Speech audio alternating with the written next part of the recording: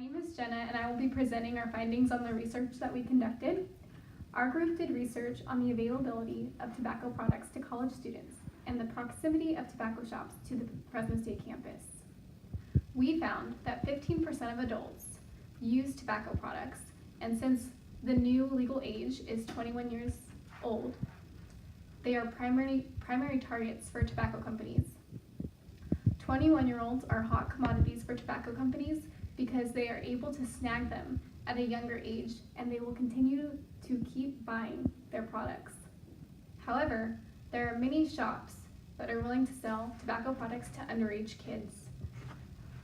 Tobacco shops are willing to sell to underage kids because the previous law was that kids the age of 18 or older could purchase products. Now most shops have signs posted stating that they will card anyone under the age of 25. However, it is highly unlikely that these shops will card. Surrounding Fresno State, there are many tobacco shops that have recently opened. Within a 5-mile radius of campus, there are over 30 shops. With so many shops in close proximity to campus, it creates a convenience factor for students. In fact, tobacco products are highly associated with college students because of the close association with high-risk behaviors and the college lifestyle. Lastly, tobacco use is highly associated with diversity, and Fresno State has one of the most diverse campuses in California. Hi everyone, my name is Katie. I'll be introducing the second half of our introduction for our research paper. As many of us already know, college kids are the most targeted group for tobacco companies. This group is usually between the ages of 18 to 26 years old. This group is targeted because this is typically when they're first living on their own without the influences of their parents. Tobacco companies also know this fact and use it to their advantage to market to college students. We can see that with the amount of places selling tobacco products around Fresno State. There are over 30 within a 5-mile radius. And with these shops, they're selling not only to those legally of age at 21, however, most of them do not card their buyers as stated earlier. However, as of September 1st, 2017, Fresno State joined the rest of the CSU campuses and universities in becoming 100% smoke and tobacco free. This policy was put into place to improve the health and safety of students, staff, and the public who attend our campus.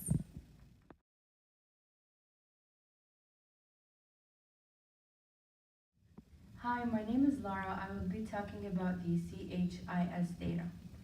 In California Health Interview Survey, also known as the CHIS data, is the largest state health survey in the U.S.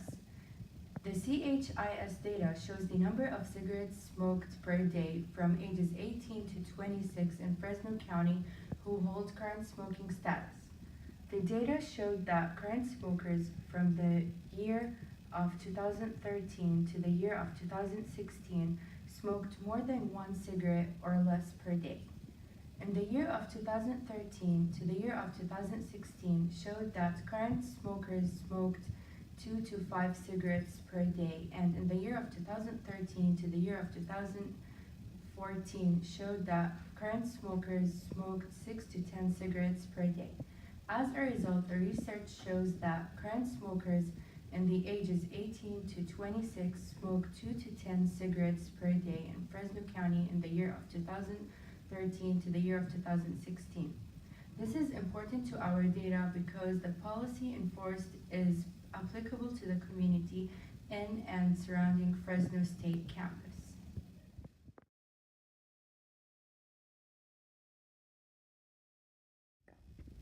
Hi, I'm Jessica, and I will be covering the methods portion.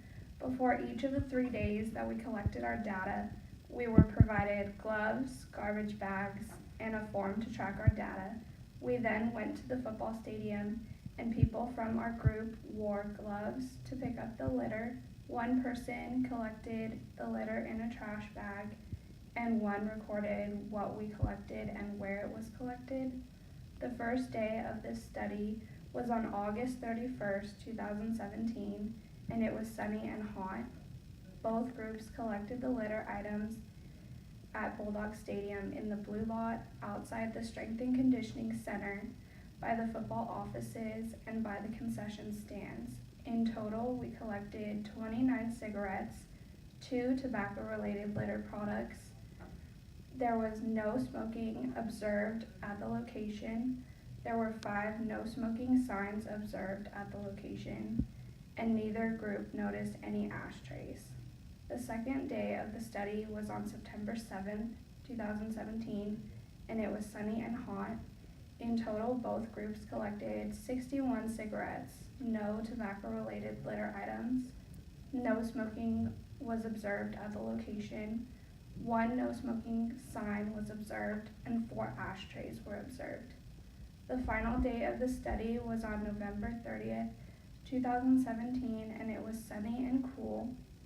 In total, both groups collected 43 cigarettes, no tobacco-related litter items. No smoking was observed in the locations. 3 no smoking signs were observed, and no ashtrays were observed.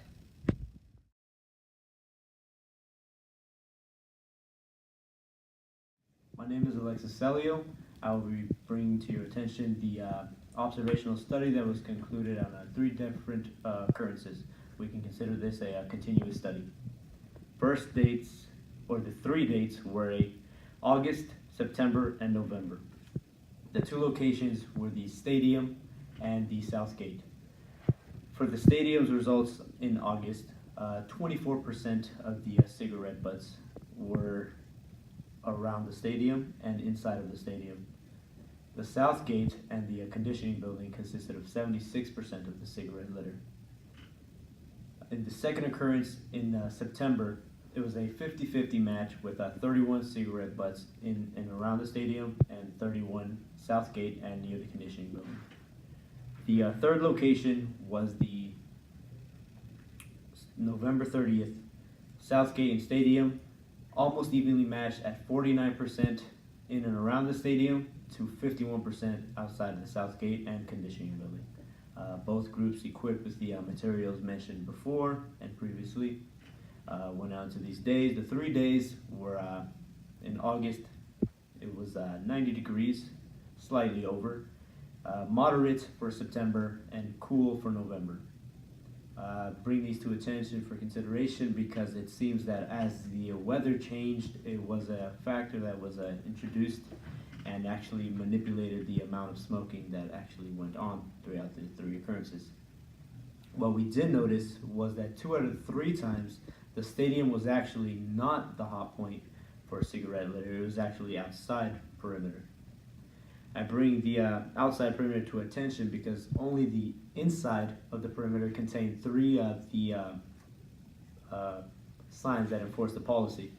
Outside, there was none whatsoever found, and if anything, the litter indicated that clearly the public and outside people or outside community were the ones that contributed to most of the waste.